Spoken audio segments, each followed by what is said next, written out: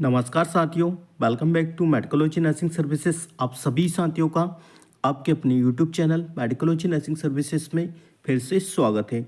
So friends, आज हम आपसे बात करने वाले हैं मध्य प्रदेश में एमपीईएसबी की तरफ से नर्सिंग स्टाफ, पैरामेडिकल स्टाफ की जो वैकेंसी निकल के आया हुआ है और जो बच्चे लगातार समय से इस वैकेंसी के बारे में मेरे से पूछ रहे थे और मेरा जवाब यही था कि वैकेंसी बहुत जल्दी आ जाएगा और आपको अपना स्टडी कंटिन्यू करना पड़ेगा। ठीक है, और देखिए आपके सामने आपका वैकेंसी आ गया है और फरवरी में आपका एग्ज़ाम है।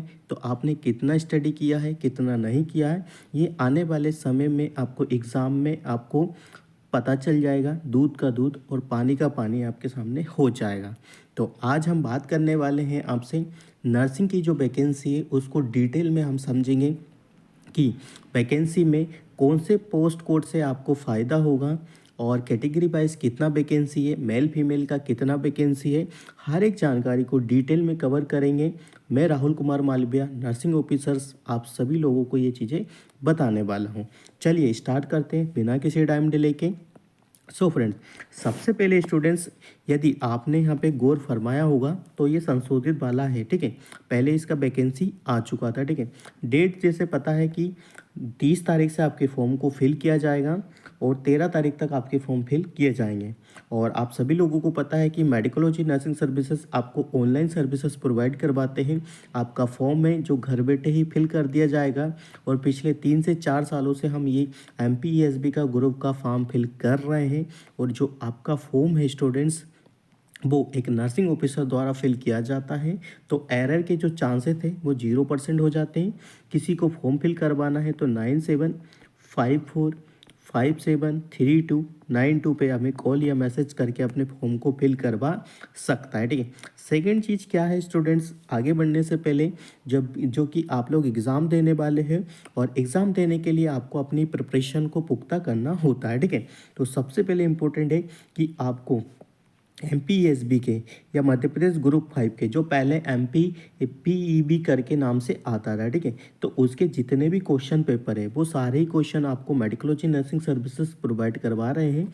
आपको मिनिमम से मिनिमम चार्जेस पे आपको क्वेश्चन पेपर मिल जाएंगे और सारे ही साल के क्वेश्चन पेपर आपके पास हमारे पास अवेलेबल है। किसी भी स्टूडेंट्स को क्वेश्चन पेपर चाहिए तो वो मेडिकोलॉजी नर्सिंग सर्विसेज से कॉन्टेक्ट करके क्वेश्चन पेपर को ले सकता है। नीचे डिस्क्रिप्शन में आपको लिंक मिलेगा, व्हाट्सएप ग्रुप का लिंक मिलेगा। और हाँ, इससे पहले मेडिकोलॉजी नर्सिंग सर्विसेज के यूट्यूब चैनल पे एमपीएसबी का कम से कम 30 से 40 क्लासेस पढ़ा हुआ है, जो कि एग्ज़ाम के पॉइंट ऑफ व्यू से बहुत ही इम्पोर्टेंट है। प्रीवियसली बच्चों के सिलेक्शन भी यहाँ से आपको देखने को मिले हैं, तो वो क्लासेस आप बिल्कुल मिस मत कीजिएगा। ठीक है, वो क्लासेस ज़रूर से ज़रूर जाके देख लीजिएगा। ठीक है, ये तो एडिशनल चीज़ें, यदि आप एग्ज़ाम देने जा रहे हो तो ये चीज़ें आपको पता होना चाहिए। ठीक है, अब हम बात करते हैं हमारे पीडीएफ के बारे में कि नर्सिंग की वैकेंसी के बारे में डिटेल विस्तार में क्या आपको समझना चाहिए, क्या आपके लिए क्या इंपॉर्टेंट है, क्या आप गलती नहीं करोगे फॉर्म फिल करते समय। क्योंकि प्रीवियसली जब एग्ज़ाम क्वेश्चन पेपर हो गया था तो बच्चों ने गलती कर दी और अलग अलग पोस्ट पे क्वेश्चन पेपर और अलग अलग पोस्ट पे चूज़ कर लिए, फिर उनका नाम ही नहीं आ रहा था लिस्ट में। ठीक है, तो ये गलती आपको नहीं करना है। ठीक है, चलिए देखो, सभी को पता है कि फॉर्म कब से चालू होंगे, कितने पैसे लगेंगे, तो मैं इसमें टाइम वेस्ट आपका नहीं करने वाला हूँ। ठीक है, और किसी को चाहिए कि फॉर्म फिल करवाना है तो वो हमें कांटेक्ट कर सकता है। ठीक है, चलिए सबसे पहले इंपॉर्टेंट बात कर लेते हैं स्टूडेंट्स, आप सभी लोगों के लिए।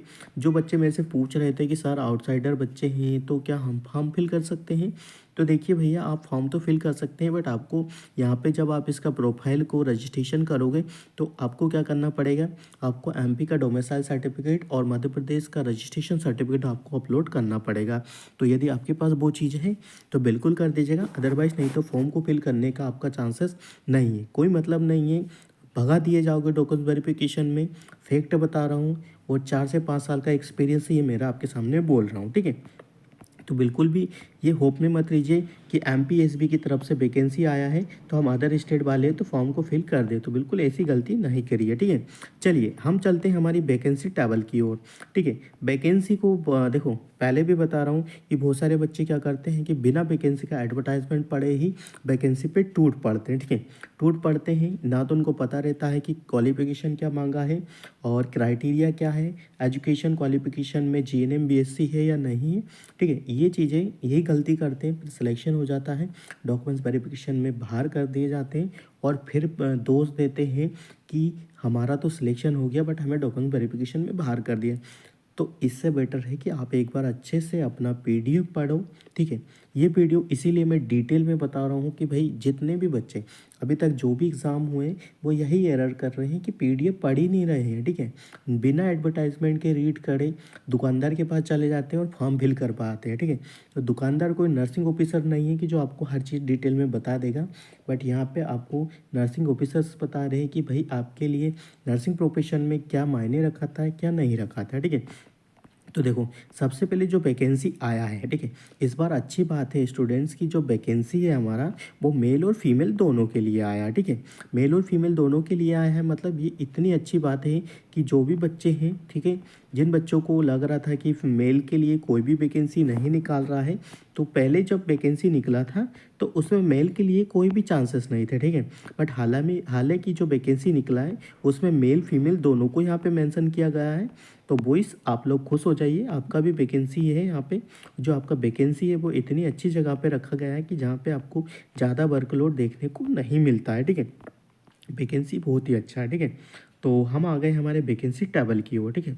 तो सबसे पहले क्रमांक नंबर आपको दिखाई दे रहा होगा, जिसमें मैं आपको यहाँ पे थोड़ा हाईलाइट कर देता हूँ स्टूडेंट्स कि नर्सिंग ऑफिसर्स हैं, स्टाफ नर्स है, मेल स्टाफ नर्स है, ठीक है। 3 तरीके का वैकेंसी है। तीनों तरीके की वैकेंसी के बारे में मैं डिटेल में बात करने वाला हूँ कि अलग अलग तरीके की वैकेंसी में क्या क्या चीज़ें हैं, डिफरेंट है और अलग अलग नाम क्यों रखे हैं, ठीक है। देखो सबसे पहले जो आता है आपका पोस्ट कोड, ठीक है। पोस्ट कोड से ही डिसाइडेड होता है कि आपने कौन सा फॉर्म फिल किया है, ठीक है। ये गलती बच्चे कर देते हैं कि कोई सा भी पोस्ट कोड डाल देते हैं और फॉर्म को फिल कर देते हैं, फिर बाद में उनका फॉर्म रिजेक्ट हो जाता है और ना तो वो एग्ज़ाम दे पाते हैं ना फिर आगे कुछ कर पाएंगे, ठीक है। और यदि नर्सिंग की वैकेंसी करूँ तो टोटल जो वैकेंसी वो 82 है, ठीक है। अब ये ध्यान रख लीजिएगा 82 वैकेंसी है, तो 82 वैकेंसी में आपको इस कदर पढ़ाई करना है कि 82 रैंक आपको लाना पड़ेगा, ठीक है भाई। तो ये चांसेस आपके लिए रहने वाले हैं, ठीक है। तो आगे बता दूंगा कि कैसे स्टडी करना है, ठीक है। तो ये हो गया आपके पोस्ट कोड, ठीक है। फार्मासिस्ट वगैरह का वैकेंसी के बारे में मैं कोई डिस्कस नहीं करने वाला हूँ, अलग से उसका वीडियो में बना दूंगा, ठीक है। चलिए अब चलते हैं हमारे भैया पोस्ट कोड 29 की ओर, ठीक है। तो पोस्ट कोड 29 की ओर चलते हुए वहाँ पे हम देखेंगे कि वैकेंसी में कितनी चीज़ें आपको देखने को मिल रही है, ठीक है। यहाँ पे मैं बात करने वाला हूँ आपसे कि कैटेगरी वाइज कितना वैकेंसी है आपका, ठीक है। कैटेगरी वाइज वैकेंसी है मतलब आपको ये चीज़ें समझना पड़ेगी कि जो बच्चे कैटेगरी से लागू करते हैं अपने फॉर्म को उसका कितना वैकेंसी यहाँ पे रखा गया है और कितना वैकेंसी उनको मिलने वाला है, ठीक है। तो पोस्ट कोड चलते 29 की ओर, ठीक है। तो पोस्ट कोड हमारा 29 आने ही वाला है, 22 आ गया है, ठीक है। 23, 24, ठीक है। देखिए वीडियो लंबा हो सकता है पर वीडियो देखने के बाद आपको किसी भी प्रकार का कोई कन्फ्यूजन नहीं मिलेगा, ठीक है। बार बार हर जगह भटकने की आपको कोई ज़रूरत नहीं है। एक बार वीडियो देख लोगे नर्सिंग ऑफिसर राहुल कुमार मालवीय का, तो फिर किसी और का वीडियो देखने की आपको ज़रा भी नीड नहीं लगने वाली है, ठीक है। देखिए हम आ गए हमारे पोस्ट पद कोड या पोस्ट कोड जिसको बोल सकते हैं 29 पे। सीधी भर्ती है, ठीक है। नर्सिंग ऑफिसर्स का है, कुल पद इसमें कितने 2 है, ठीक है। अब देखो एक चीज़ यहाँ पे मेंशन की गई है कि भाई मेल कैंडिडेट है, यदि सुन के अच्छा ना लगे तो बुरा मत मानिएगा, केवल महिलाओं अभ्यर्थियों के लिए, ठीक है। तो जो पोस्ट कोड है 29, इसमें यदि आप मेल कैंडिडेट है तो गलती से भी सिलेक्ट मत करना फॉर्म फिल करते समय, ठीक है। मैं बार बार बोल रहा हूँ कि मेल कैंडिडेट है तो इस पोस्ट कोड को सिलेक्ट नहीं करना, ठीक है। बाकी फीमेल कैंडिडेट है तो बिल्कुल सिलेक्ट कीजिएगा, ठीक है। और देखिए यहाँ पे जो वैकेंसी है वो कितना स्टूडेंट्स 2 वैकेंसी है। एक में किस में रखा है, एक पूर्वभूत सैनिक के लिए वैकेंसी है और एक अनरिजर्व कैटेगरी के लिए। ओनली एक वैकेंसी जो है अनरिजर्व कैटेगरी के लिए है, और जो एक वैकेंसी है वो पूर्व सैनिक के लिए, एक्समैन सर्विस के लिए, ठीक है। तो यहाँ पे ओनली 2 वैकेंसी है आपके पोस्ट कोड 1 में, जिसमें केवल ओनली फीमेल कैंडिडेट अप्लाई कर पाएंगे, ठीक है। वेतनमान आपको पता है कि भाई 28,700 आपका पे स्केल से लेके तो 3,300 तक आपका वैकेंसी जाता है, ठीक है। और जो पहला वीडियो था मेरा, मैंने उसमें बता दिया था कि भाई यदि आप ग्रुप 5 का एग्ज़ाम दे रहे हो, ठीक है, और ये आज की बात नहीं है, ये बहुत लंबे समय से परंपरा चली आ रही है कि यदि आप ग्रुप 5 का एग्ज़ाम दे रहे हो तो आपके पास 12th में बायोलॉजी सब्जेक्ट होना कंपलसरी है, प्लस जीएनएम और बीएससी होगा तो भी चलेगा, ठीक है। यदि इसके बाद आपके पास अदर क्वालिफिकेशन है, यदि आपने आर्ट्स बायो आर्ट्स से या फिर कॉमर्स से आपने जीएनएम कर लिया है, तो स्टूडेंट्स उनके लिए ये वैकेंसी नहीं है, मैं पहले ही बता देता हूँ, ठीक है।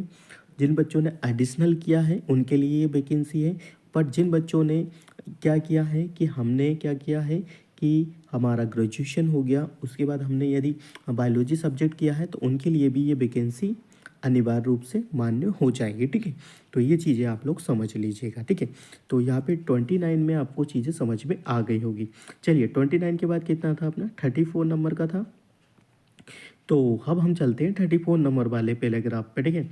तो देखो सीधी भर्ती नर्सिंग ऑफिसर्स का भर्ती है, और यहाँ पे देखो फिर से अगेन एक चीज़ लिखी हुई है, पोस्ट कोड आप देखना, ठीक है स्टूडेंट्स। बिना पोस्ट कोड के आप फॉर्म फिल करोगे तो भाई उसके लिए हर्जाना भी आप ही भुगतोगे, ठीक है। कोई अलग से कोई नहीं भुगतेगा, ठीक है। केवल फीमेल महिलाओं के लिए ये भर्ती फिर से है। पोस्ट कोड 34 ओनली फीमेल महिलाओं के लिए, और इसमें वैकेंसी काफ़ी अच्छा है। 37 वैकेंसी इसमें है, मतलब 88 वैकेंसी है, जिसमें से 37 वैकेंसी और 2 वैकेंसी उधर हो गया, ठीक है। तो मान लो यहाँ पे हम वैकेंसी के बारे में बात करते हैं, कैटेगरी वाइज थोड़ा डिटेल में बात करते हैं स्टूडेंट्स। तो अनरिजर्व बच्चे हैं, तो अनरिजर्व बच्चों में, ठीक है, नील है, ये मान के चलिए। पूर्वभूत सैनिक के लिए ही पूरा वैकेंसी है, ठीक है। देखो यहाँ पे आप यदि कैंडिडेट हो, कैंडिडेट मतलब कैसे हैं, मान लीजिए मेरे परिवार में से कोई भी सैनिक में नहीं है, आर्मी में नहीं है, डिफेंस में नहीं है, तो भाई ये जो पोस्ट कोड है 34, ये किसी भी मेरे काम का नहीं है। मैं एक्चुअल बता रहा हूँ, आप फॉर्म तो फिल कर दोगे, फॉर्म फिल हो भी जाएगा, एग्ज़ाम भी दे दोगे, बट जब फॉर्म फिल करते हैं एग्ज़ाम देते समय आपसे किसी भी प्रकार का कोई डॉक्यूमेंट्स नहीं मांगेगा। बट इन केस बच्चा, जब आप लोग सिलेक्ट हो जाओगे, डॉक्यूमेंट्स वेरिफिकेशन आप सभी लोगों का होगा, तब वहाँ से आपसे चीज़ें गड़बड़ कर दी जाएगी, तब आपसे आपसे एक सर्विसमैन का आपसे सर्टिफिकेट मांगा जाएगा, ठीक है। तो भाई मैं यदि डिटेल में आपको चीज़ें बता रहा हूँ, डैट मीन्स कि ये बहुत डीपली चीज़ें आपके साथ डिस्कस कर रहा हूँ, ठीक है। देखो पूर्वभूत सैनिक में यदि आप आते हो अनरिजर्व कैटेगरी में, ठीक है, तो आपके पास 10 पोस्ट है, ठीक है। भाई EWS कैंडिडेट है तो आपके पास 2 पोस्ट है। अनुसूचित जाति SC जिसको हम बोलते हैं उसमें 5 पोस्ट है। अनुसूचित जनजाति ST है तो उसमें आपको 6 पोस्ट है। पिछड़ा वर्ग है तो 7 पोस्ट है। इसमें इस प्रकार से आपको कितनी 30 पोस्ट है, ठीक है। और संविदा कर्मचारी, ठीक है, संविदा कर्मचारी का क्राइटेरिया मैं बता देता हूँ। देखिए भैया, संविदा कर्मचारी मेरे साथ जिन लोगों का डॉक्यूमेंट्स वेरिफिकेशन हुआ था, उनके पास 3 से 5 साल का कोई एक्सपीरियंस नहीं था, तो उन लोगों ने उनको उल्टे पैर ही भगा दिया, ठीक है। मतलब सिंपल सी बात है, यदि आप संविदा कर्मचारी हो और एक वैलिड संविदा कर्मचारी हो, तो आपके पास क्या है कि सर्टिफिकेट होना अनिवार्य है, और वो भी एक वैलिड सर्टिफिकेट होना अनिवार्य है जब आप फॉर्म को फिल कर रहे हो तो, ठीक है। नहीं तो आप संविदा बेसिस पे फॉर्म तो फिल कर देंगे, बट उसके बाद आप सिलेक्ट भी हो जाएंगे, बट उसके बाद डॉक्यूमेंट्स वेरिफिकेशन में आपको भगा दिया जाएगा, ठीक है। तो संविदा कर्मचारियों के लिए जो वैकेंसी है वो 7 वैकेंसी है, ठीक है। बट ये उन्हीं बच्चों के लिए लागू होगा जो बच्चे रियलिटी में काम कर रहे हैं और जिनके 3 से 4 से 5 साल कंप्लीट हो चुके हैं, ठीक है। ये चीज़ें ध्यान में रख लीजिएगा, ठीक है। तो तभी आप फॉर्म को फिल करिएगा, 34 नंबर के क्वेश्चन जो पोस्ट कोड है उसको सिलेक्ट कीजिएगा, ठीक है। देखो फॉर्म में बहुत कन्फ्यूजन है स्टूडेंट्स, इसीलिए बोल रहा हूँ कि आपको जो फॉर्म है वो मेडिकलॉजी नर्सिंग सर्विसेज से कांटेक्ट करके फिल करवाना चाहिए, ठीक है। नर्सिंग ऑफिसर्स मतलब मेरे द्वारा ही आपका फॉर्म फिल किया जाएगा, ठीक है। चलिए, ये तो हो गया आपका वैकेंसी का, ठीक है। अब जो ओबीसी का आप सभी लोगों को पता है कि जो 14% आरक्षण है ना, 87 पदों की मुख्य आरक्षण तालिका कुल 34% होगी, जिसमें आपको ये चीज़ें देखने को मिल जाएगी। और आई थिंक ये सभी को पता है कि जो ओबीसी के बच्चों हैं, उनका जो केसेस है, उसकी वजह से उनको चीज़ें देखने को मिल जाएगी स्टूडेंट्स, ठीक है। तो इसी इसमें यही चीज़ें बताई गई हुई, ठीक है। और 3 से देखो, 3 पद इसमें किसके रखे गए हैं, जो कि बच्चे क्या हैं, माननीय न्यायालय के न्यायाधीन पद पे है, ठीक है। मतलब जो बच्चे ईडब्ल्यूएस और ओ अनरिजर्व कैटेगरी वाले हैं, ठीक है, उनके लिए ये रखा गया है, ठीक है। और जो आपका एजुकेशन क्वालिफिकेशन है नर्सिंग का, वो सभी में सेम है। जीएनएम, बीएससी, आपके 12th में आपके पास पीसीएम होना चाहिए, फिजिक्स केमिस्ट्री बायोलॉजी आपके पास होना चाहिए, ठीक है। तो ये चीज़ें होगी तभी जाके आप फॉर्म को फिल कर पाएंगे। अदरवाइज यदि फॉर्म को फिल करना है तो मेंटल सेटिस्फेक्शन के लिए आपको फॉर्म को फिल कर सकते हो, that is not a big thing. But आपको एग्ज़ाम देना है तो एग्ज़ाम पे के तौर पे आप कर सकते हो, बट ऐसे आप सिलेक्ट नहीं हो पाएंगे, ठीक है। चलिए, ये तो हो गया अपना नर्सिंग। अब पोस्ट कोड 35 में देखो नर्सिंग ऑफिसर्स के 13 पद है। और यहाँ पे भी एक चीज़ मेंशन की गई है स्टूडेंट्स कि भाई जो मेंशन की है वो केवल महिलाओं के लिए, ठीक है। अभी तक जितना भी मैंने वैकेंसी बताया है वो सब किसके लिए स्टूडेंट्स, फीमेल्स कैंडिडेट के लिए, ठीक है। अब जो वैकेंसी बता रहा हूँ, ये वैकेंसी मोस्टली सभी बच्चों के लिए है। जो भी एससी एसटी वाले बच्चे हैं, ये वाली जो वैकेंसी है वो सभी भर सकते हैं। याद रखना, पोस्ट कोड 35 है जो कि सभी बच्चों के लिए है, और ये वैकेंसी में सभी बच्चे अप्लाई कर सकते हैं। क्यों कर सकते हैं, क्योंकि सारी जो पोस्ट है वो अनरिजर्व कैटेगरी के लिए अप्लाई हो रही है। और यहाँ पे ना तो एससी एसटी वाले बच्चे हैं, ना ईडब्ल्यूएस वाले बच्चे हैं, ना संविदा वाले बच्चे हैं, ना पूर्व सैनिक वाले बच्चे हैं। मतलब आप कह सकते हो स्टूडेंट्स कि जो 35 पोस्ट कोड वाला जो वैकेंसी है वो उसमें आप सभी बच्चे को कह सकते हो फिल कर सकते हो, ठीक है।